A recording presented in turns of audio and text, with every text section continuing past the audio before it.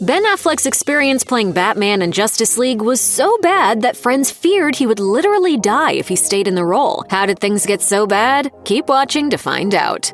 Ben Affleck's first go-round with Jennifer Lopez was relatively short in the grand scheme of things, but the two really seemed to love one another. They did, in fact, go on to reboot their romance in 2021, getting engaged in 2022. Even before they reunited, though, the pair only ever had nice things to say about each other in the years that followed their decision to end their initial engagement. Their relationship began in 2002, and the change in Affleck's style was evident as he adopted a more polished look. This even extended to the roles he took during their relationship, as he appeared in more dramatic films like The Sum of All Fears and Changing Lanes. Ultimately, they broke up in 2004. 4 years later, speaking on the British television show Live, Affleck said that he thought the demands of being a celebrity couple turned out to be more than they expected. "I think Jen and I made a mistake in that we fell in love. We were excited and maybe too accessible. I don't think either of us anticipated the degree to which it would take on a world of its own."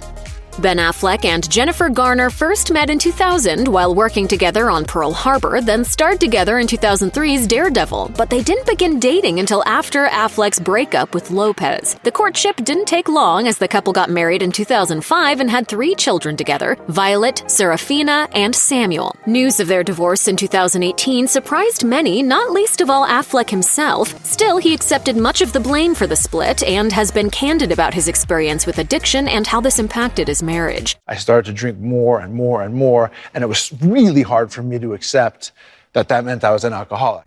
In 2020, Affleck told the New York Times that his shame over their separation still haunts him. "The biggest regret of my life is this divorce. Shame is really toxic. There is no positive byproduct of shame. It's just stewing in a toxic, hideous feeling of low self-worth and self-loathing." While Garner was less open about what happened between the two of them, a friend told In Touch that Affleck's admissions meant a lot to her. The source revealed, "She's impressed he's taken ownership of his mistakes and sees it as a sign that he's made huge progress."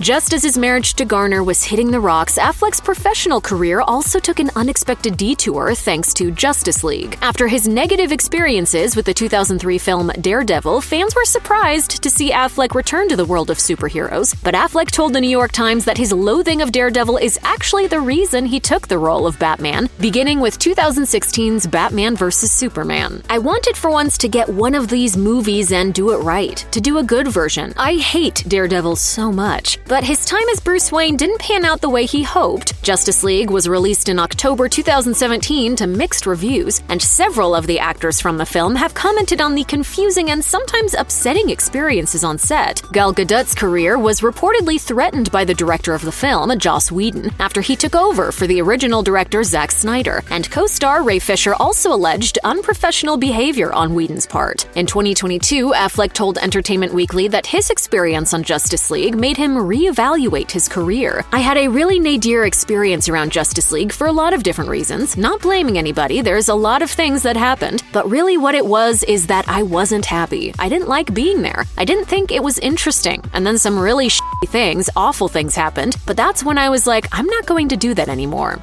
Though Affleck had been slated to direct himself in a solo Batman film, ultimately he decided to quit. He told GQ in 2020, "I found that at some point I had lost my enthusiasm or passion for it, and I thought this should really be made by someone for whom it's their wildest dream come true. It was clear to me it was time to move on." The movie deserves to be made by somebody who's dying to do it and can't wait, and that wasn't me.